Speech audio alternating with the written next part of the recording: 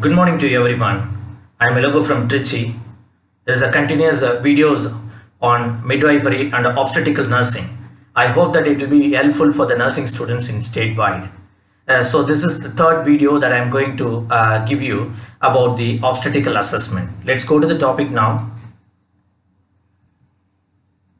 About the gestation until the estimated date of confinement up to the delivery, it is about nearly 280 days.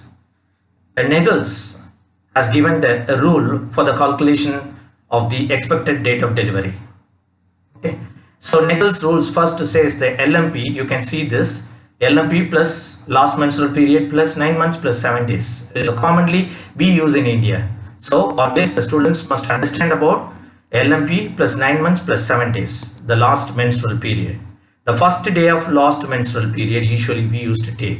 The first day of last menstrual period plus 9 months plus 7 days. It's the Nagel's rules.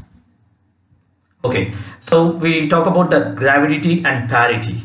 Gravidity is the number of pregnancy. The parity is the number of birth that after the 20 weeks of gestation called parity. The gravity I said is about the pregnancy without revealing about outcome. Whatever the outcome, it is not been calculated with that. The gravity says only about the number of pregnancies. That's all. We use the GTPAL, that is GTPAL, to ask the history from the mother to write everything.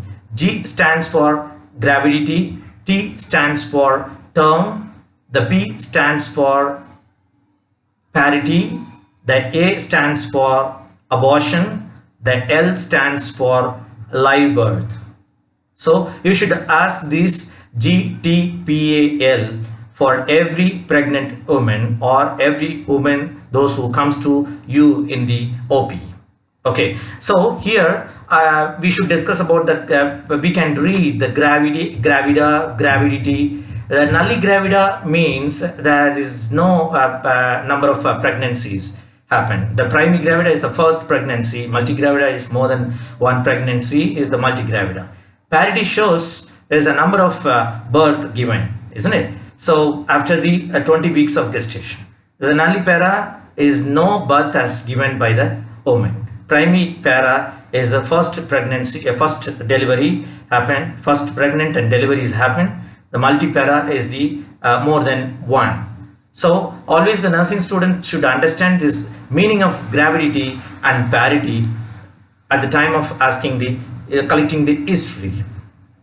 So next is about the signs of pregnancy. So there are three different types of signs we can say, that is presumptive signs, probable signs, positive signs. Okay, now the first one is the presumptive signs. The presumptive signs means possibilities of pregnancy called presumptive signs. There is a possibility of pregnancy is called presumptive signs.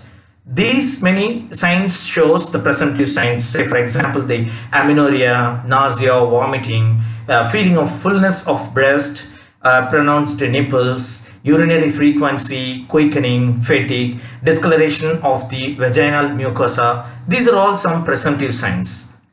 And this one is about the probable signs. Probable means maybe she may be pregnant. We can say maybe. So this is probable signs. So the first one is the uterine enlargement. The uterus get enlarged. That may shows that she may be pregnant. So there are many number of reasons for uterine enlargement, that is different. Okay, so that is why this is under probable signs. Next is Hagar signs. Hagar signs means there is a signs, there is a discoloration, there is a softness. Hagar signs means there is a softness of the cervix and uterus called Hagar signs.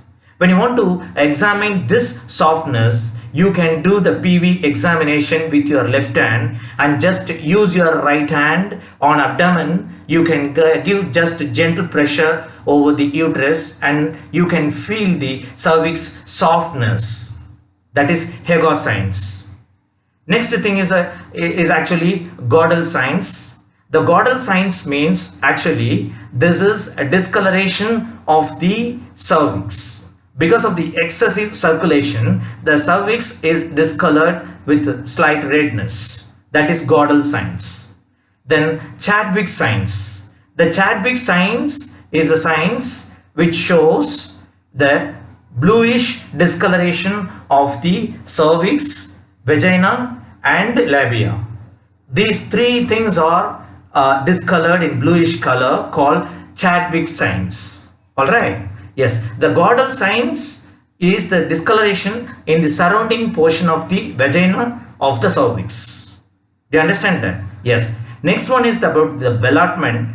The ballotment is actually it is a you can see the ballotment by means of your PV examination. By means of doing the PV, you can just insert your fingers and just give gentle pressure to the body of the uterus and push towards upwards, and you can feel the return back pressure on your finger. That is fetus. That is because of the fetus you can feel the feedback pressure by your finger. That is called ballotment. It's a type of examining the patient. Next is the Braxton-Hicks contraction.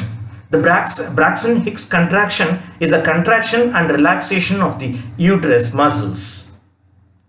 This is present in the first trimester but not in the second trimester and third trimester. This Braxton-Hicks contraction is the false labor or false pain, we can say, in the first trimester. Next is about the positive pregnancy test, that is HCG, human chorionic gonadotropin test. This human chorionic gonadotropin tested in the urine as well as in the blood. After the 45 days of pregnancy, you can see the urine test may be positive with the HCG, and if you want to check it in the blood, you can check it after the conception of 15 days itself. This blood HCG may be positive if the woman is pregnant. Human chorionic gonadotropins. This is positive signs. This you can say confirmedly the woman is pregnant by means of palpating, fetal heart detected by the electronic devices, active fetal movement on palpable by examiners, and outline of fetus via radiography or ultrasound. You can say the woman is pregnant. This is positive signs. Then in the aspect of fundal height, we can say place the patient in a supine position slightly with a left lateral position, and place the end of the tape at the level of symphysis pubis and stretch the tape to the top of the uterine fundus. Note and record the measurement. And this is about the second and third trimester, that is at 18 to 30 weeks. Fundal height in centimeter is fetal age in weeks plus 2 centimeter. Try to understand that. If you want to know the fundal height in centimeter, you should know the weeks first. The weeks added with the 2 centimeter is the fundal height actually. Say for example, if the week is 20 weeks, you can add 2 centimeter. The 22 centimeter is expected fundal height. Okay. So another 3 important destinations I just want to tell you. If the fundus is in between the symphysis pubis and umbilicus is 16 weeks, and at the level of umbilicus is nearly 20 to 22 weeks, and at the near the xiphoid process we say that 36 weeks. There are many number of maternal risk factors are there. We will see in the following videos. Thank you so much for your watching the videos. Thank you. Bye bye.